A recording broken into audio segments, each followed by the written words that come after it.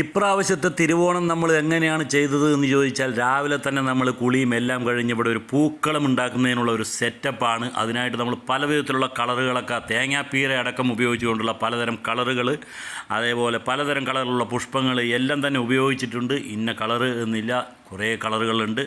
അപ്പോൾ ആദ്യം ഒരു ചുവപ്പ്, അതിൻ്റെ പുറത്ത് വെള്ള എല്ലാം കൂടെ വെച്ച് നമ്മളൊരു നല്ലൊരു പൂക്കളം സെറ്റ് ചെയ്യാനുള്ള ഒരുക്കത്തിലാണ്. അപ്പോൾ നമ്മളുടെ പൂക്കളം ഒരുങ്ങിക്കഴിഞ്ഞ് വന്നപ്പോൾ അത് ഈ വിധത്തിലാണ്. നല്ലൊരു പൂക്കളം എന്ന് തന്നെ പറയാം. നല്ലൊരു പൂക്കളം.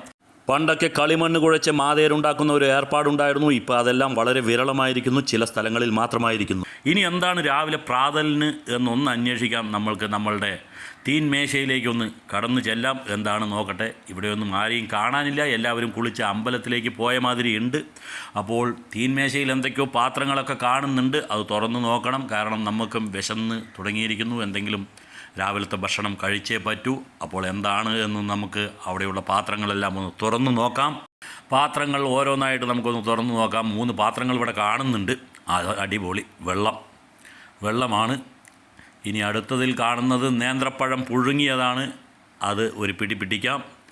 ഇനിയുള്ള ഒരു പാത്രത്തിൽ എന്താണെന്ന് നോക്കാം. അതിൽ കാണുന്നത് നല്ല കുത്തരി കൊണ്ടുള്ള അവിലിൻ്റെ ഉപ്പുമാവാണ്. അപ്പോൾ അതും കൂടി കഴിച്ച് നമുക്ക് പ്രാതൽ റെഡിയായാൽ ഇനി ഒരു തിരുവാതിരക്കളിയാണ്. എന്തു പറഞ്ഞാലും അത് ചെയ്യാൻ റെഡി എന്നുള്ള കുടുംബാംഗങ്ങളാണ് ഒരു കുടുംബത്തിൻ്റെ ഐശ്വര്യവും സന്തോഷവും സമാധാനവും എല്ലാം തരുന്നത്. ഇവിടെ ഇതാ നമ്മൾ പറഞ്ഞപ്പോഴേക്കും അവർ തിരുവാതിരക്കളിക്ക് റെഡി. അത് കഴിഞ്ഞ് എല്ലാവരും ക്ഷീണിച്ചു കഴിഞ്ഞാൽ ഇനി നമ്മൾക്ക് ഉച്ചയൂണിൻ്റെ സമയവുമായി. എന്തൊക്കെ വിഭവങ്ങൾ എന്ന് നമുക്കിപ്പോൾ പറയാൻ ഇതിൽ ഒരുപാട് വിഭവങ്ങളുണ്ട്. അപ്പോൾ ഇതെല്ലാം കൂടെ വിളമ്പി ഇനി നമുക്ക് ആവശ്യം ചോറ്, സാമ്പാർ, മോര്, രസം അതുകൂടെയാണ്.